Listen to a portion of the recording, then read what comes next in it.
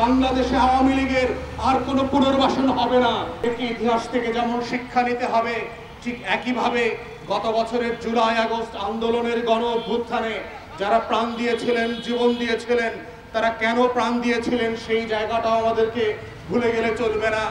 1400 শহীদের রক্তে গড়া এই গণ অভ্যুত্থানকে নিয়ে যদি খেলার চেষ্টা করা হয়, বাংলাদেশকে যদি নিয়ে আবার দিল্লির গোলাম স্থানে পরিণত করবার চেষ্টা করা হয়, রাজনৈতিক দলগুলোর ভিতরে ক্ষেত্র বিশেষে গোপন এন্ট্রাপমেন্টের পলিসি তৈরি করে করে যেইভাবে বিভক্ত তৈরি করা হচ্ছে এবং বাংলাদেশকে তার পুরাতন আমলে ফিরিয়ে নেবার চেষ্টা করা হচ্ছে, এই ষড়যন্ত্র আমরা সফল হইতে দেব না।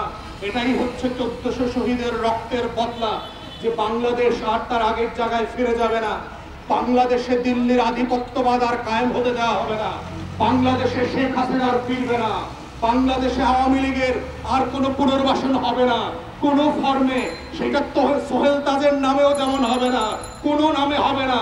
আওয়ামী লীগের লেসপেন্সার দিয়ে কোনো পরিচ্ছন্ন আওয়ামী লীগের নামে বাংলাদেশে নৌকা আর শেখ হাসিনাকে পুনর্বাসন করবার রাজনীতি সামরিক এবং বেসামরিক আমলারা যদি কেউ করবার চেষ্টা করে, 24-এ ফিরে যান, আবু সাইদ মুগ্ধরা আবার ফিরে আসবে, আবার বুক চেতিয়ে দেবে, আপনাদের হাজার হাজার স্নাইপারের বুলেট খালি হয়ে যাবে, কিন্তু বাংলাদেশের লাল সবুজের পতাকায় আওয়ামী লীগের দালালিপনা, দিল্লির আধিপত্যবাদ আর ফিরে আসতে দেওয়া হবে না।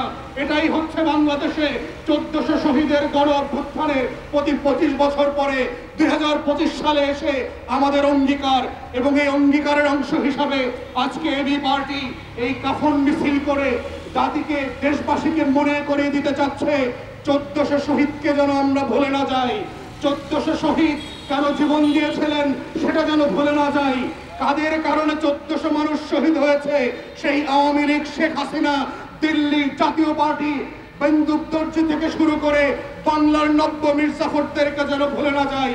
কিভাবে জগৎ শেখ অভিজাতের কাছে 1757 সালে বাংলার স্বাধীনতাকালীন সরকারকে পরিষ্কার করে বলে দিতে চাই যে 1400 শহীদের লাশের উপরে আপনাদেরকে ক্ষমতা দেওয়া হয়েছে, আপনাদেরকেও কিন্তু আমরা মাফ করব না।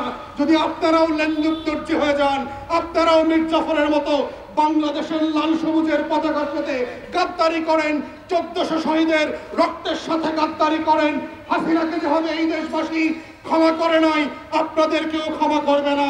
তাই রক্তের সাথে গাদ্দারি করবেন না। 1400 শহীদের জীবনের উপরে যেই বাংলাদেশ তৈরি করবার লড়াই সংগ্রাম আমরা করেছি, এটা অব্যাহত থাকবে। এবং আজকের এই কফিন মিছিল দিয়ে আমরা এটাই দেশবাসীকে স্মরণ করিয়ে দিতে চাচ্ছি, ভিজিলেন্ট থাকতে হবে। দেশবাসীকে মনে রাখতে হবে, বাংলাদেশ কাউকে লিখে দেওয়া হয় নাই, আওয়ামী লীগকে যেভাবে লিখে দেওয়া হয় নাই, অন্তর্বর্তীকালীন সরকারকেও লিখে দেওয়া হয় নাই।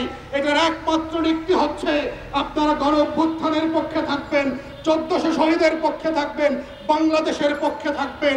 দিল্লির আধিপত্যবাদ সামনের দরজা হোক, পিছনের দরজা হোক, সদর দরজা হোক, কোন দরজা দিয়ে আমরা ঢুকতে দেব না। এটাই হচ্ছে আজকের এই প্রতীকী কফিন মিছিলের তাৎপর্য এবং বক্তব্য। এবি পার্টি এই লড়াই সংগ্রামে গত বছর যেমন ছিল, আজকেও আছে।